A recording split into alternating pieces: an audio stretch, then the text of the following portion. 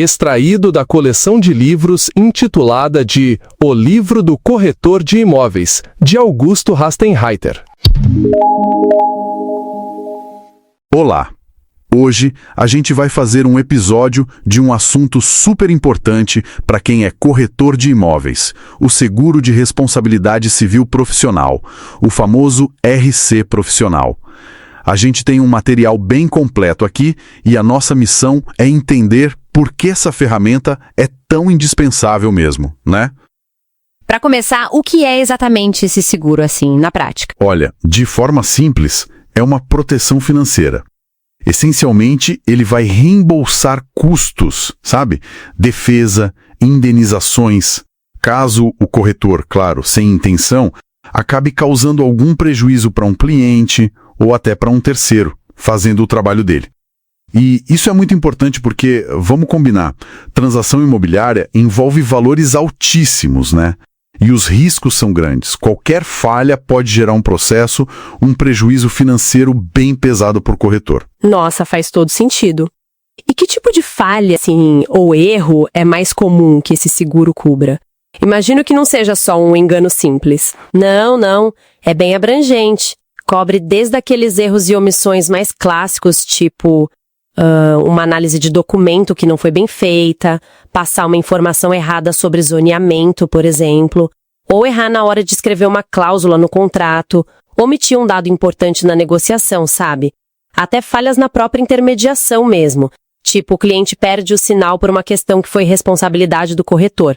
Entendi. E tem mais. Cobre também danos morais se alguma atitude gerar um constrangimento para o cliente, ofender a honra dele, e até situações como perder ou ter roubado documentos importantes que estavam com o corretor. Caramba! Pensa no problemão que é um erro num documento que trava todo o negócio.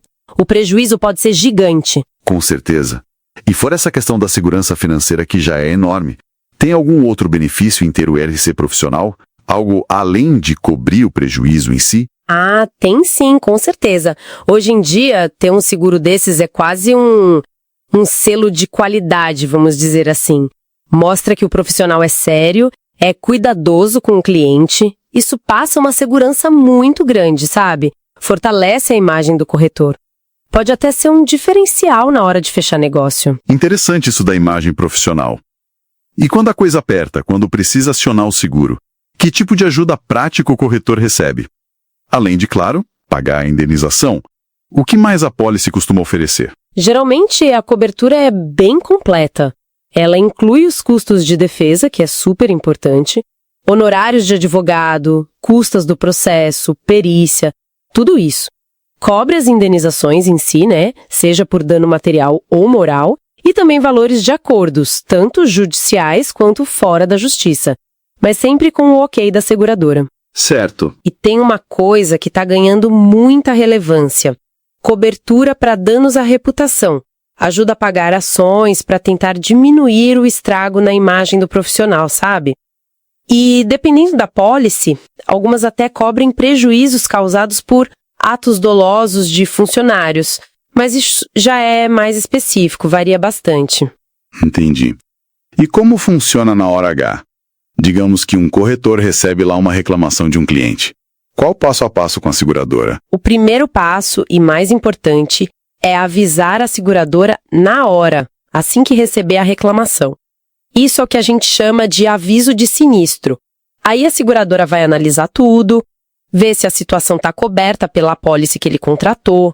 Se estiver tudo certo, ela assume a defesa. E, se precisar, faz o pagamento da indenização ou do acordo. Sempre, claro, dentro daquele limite máximo que foi contratado, o LMI. Falando nisso, custos, limites, o que faz o preço desse seguro variar? Não deve ser um valor igual para todo mundo, né? De jeito nenhum. Vários fatores influenciam o prêmio, que é o nome técnico para o custo do seguro. O principal é o limite máximo de indenização, o LMI. Quanto maior a cobertura que o corretor quer, mais caro fica o seguro. Faz sentido, né? Sim, claro.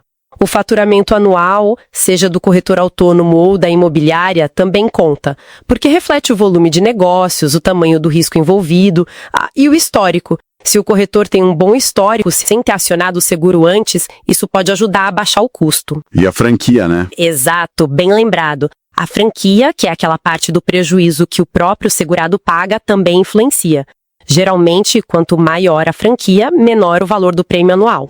A gente está falando em termos de investimento anual para um corretor que trabalha sozinho versus uma imobiliária maior. Olha, só como referência mesmo, tá? Um corretor autônomo, dependendo do LMI e do perfil, pode achar apólices com custo anual que varia aí, sei lá, entre uns R$500 e R$1.000. Já para imobiliárias maiores, que tem mais gente, mais volume, o valor pode ir de R$3.000 a R$8.000 por ano ou até bem mais. Mas olha, é fundamental pesquisar, cotar em várias seguradoras, porque os preços podem variar bastante. Certo. E para quem está ouvindo e decidiu, ok, preciso contratar. Qual o caminho e, principalmente, como saber o valor de cobertura, o LMI, que é o certo para cada um? O melhor caminho é procurar um corretor de seguros que seja especializado nesse tipo de seguro, o RC profissional. Ele vai conseguir entender a necessidade real, sabe? E apresentar as melhores opções. Vai ter que preencher um questionário, geralmente bem detalhado, sobre os riscos da atividade.